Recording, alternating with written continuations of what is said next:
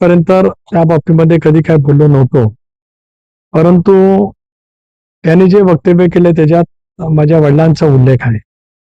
आपल्याला माहिती आहे की 1984 साली म्हणजे बरोबर ती 44 वर्षापूर्वी माझ्या वडिलांचं दुःखद निधन झालं आणि त्याच्यामुळे माझं वय त्यावेळेला 29 होतं.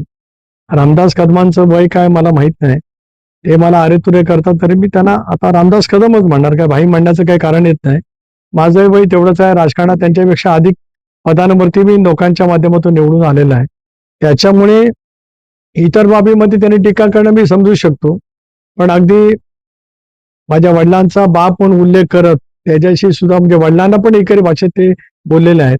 आणि काल सुद्धा जेव्हा रात्री मी रत्नागिरीवरनं घरी गेलो त्याला आई मला परवा रात्री भेटली, पण मी गेलो त्यावेळेला नेमकी तिने बातम्या लावलेल्या होत्या. त्यावेळेला ती बातम्याही चालू होत्या. त्यावेळेला तिलाही खूप साहजिकच अण्णांचा काय दोष, म्हणजे ती माझ्या वडिलांना आम्ही अण्णा हाक मारायचो.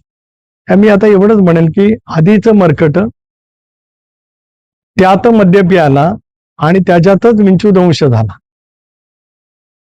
अशी अवस्था आज त्यांची आहे. मला कोणतरी सांगितलं की जी पिसाळलेली श्वान असतात, मी श्वान शब्द वापरतो, आणि ते चावल्याच्या नंतर त्याचा सुद्धा काहीतरी प्रतिक्रिया उमटत असते आणि त्या श्वानाच्या त्या चावण्याचा सुद्धा एक परिणाम त्या माणसावरती होतो. म्हणून जसं श्वान बोलतं तसं ते माणसं बोलतात. मी प्रयत्न करणार आहे शिंदे साहेबांना फोन करून की बाबा तिथे ठाण्याला काहीतरी हॉस्पिटल आहे, तिथे एखादी खाट जर काही त्यांना रिझर्व करता आली तर त्यांनी करावी. म्हणजे मग महाराष्ट्राची संस्कृतीचे जे धिंडवडे काढले जात आहेत ते थांबले जातील, एवढंच मला सांगायचं.